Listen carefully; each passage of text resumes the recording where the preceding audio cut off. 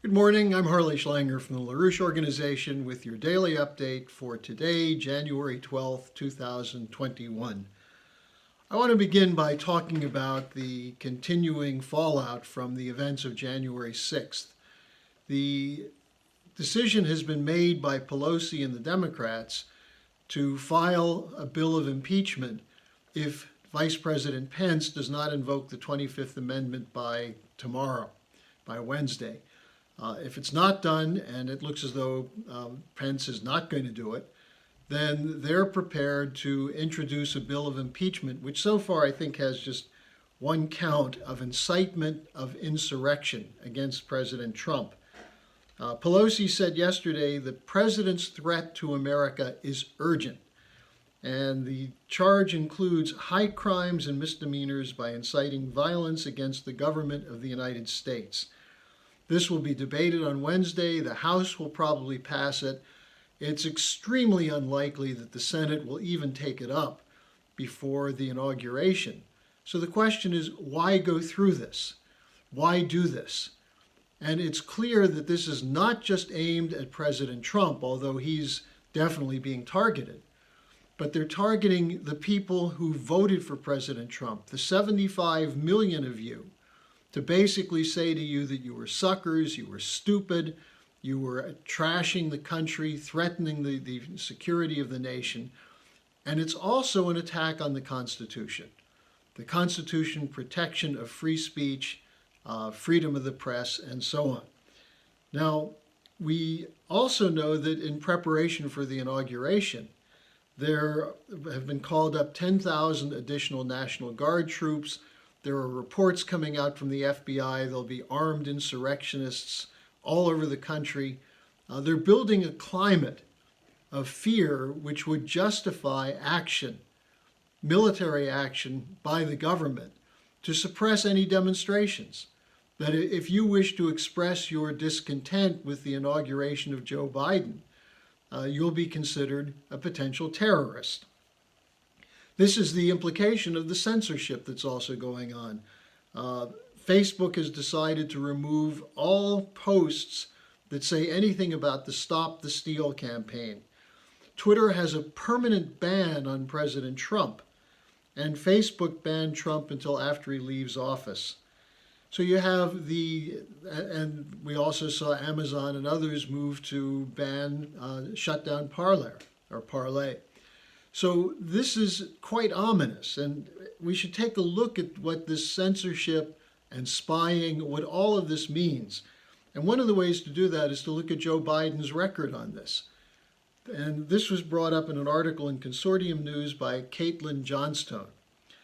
What she wrote is that Biden was the original author of the Patriot Act, in his bill in 1995 called the Omnibus Counterterrorism Act of 1995. Among the things it called for was expanding the Foreign Intelligence Surveillance Act, known as FISA, which we know now how the FISA court was used illegally to justify spying on the Trump campaign and on President Trump. It also expanded the right to do wiretapping. It defined terrorism as a federal crime that could be invoked based on political beliefs. That's what we're seeing now. If one says that they don't accept that there was no vote fraud in the 2020 election, that could soon be cited as terrorist speech or inciting acts of insurrection. And of course, YouTube and others have essentially canceled platforms where there have been, or canceled websites where people talk about their concern about vote fraud. Also, it would allow the U.S. military to be used in civilian law enforcement. That's what Biden's 1995 draft included.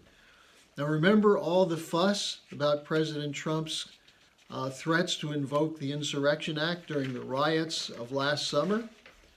Well, in fact, Biden was already moving ahead to formalize the use of the U.S. military for handling protests in his own act. Now, this bill was never voted on. because too many people pointed out that it's a violation of the Constitution, it's a violation of civil rights laws, and so on.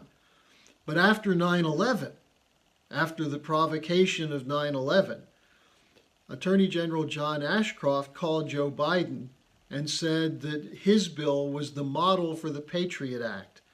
And Biden has subsequently bragged about this. So the Patriot Act, which keeps getting renewed year after year, was based on Biden's initial draft in 1995. Now that doesn't bode too well for civil liberties and the rights to freedom of speech under a would-be Biden administration. Edward Snowden pointed out that no one, even if you're anti-Trump, you shouldn't celebrate the censorship of Trump because it raises the question, who will be next? Who is giving this power to the big tech companies, the social media companies, to do censorship?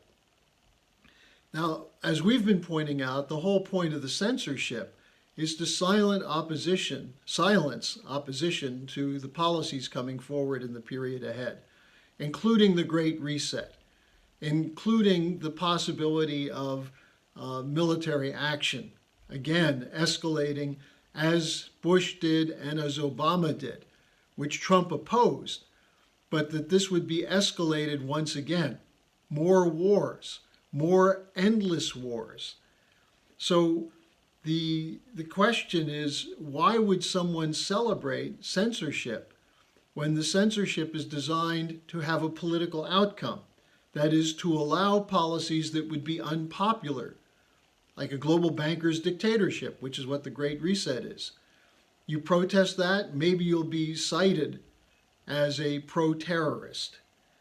Now, we also have to look again at something called Section 230 of the Federal Communications Act, which allows big tech to claim that they are neutral platforms. Now, what happens when someone asks a question, why can Facebook or Twitter or YouTube censor unpopular views when there's a right to free speech guaranteed by the Bill of Rights of the Constitution? And what they argue is, well, they're a private company. The Bill of Rights says the government shall pass no laws to infringe on free speech. So they're saying private agencies can do that. But these private agencies are essentially monopolies, and they're owned and run by a small group of people who, therefore, as private agencies, are usurping public discussion because virtually everyone now is oriented towards social media and the internet, and they have the capability to silence discussion. So the freedom that we are accustomed to in this country, the protection of free speech and freedom of the press, is what's being threatened. That social media and big tech must not be allowed to hide behind the sophistry of the claim that as private enterprises, they have a right to censor. If this is accepted, then your ability to protest about anything, except the smallest things of insignificance, will be taken away from you. And this is why this is so important. It's also why, in these remaining days of his presidency, that Donald Trump should pardon Julian Assange and Edward Snowden.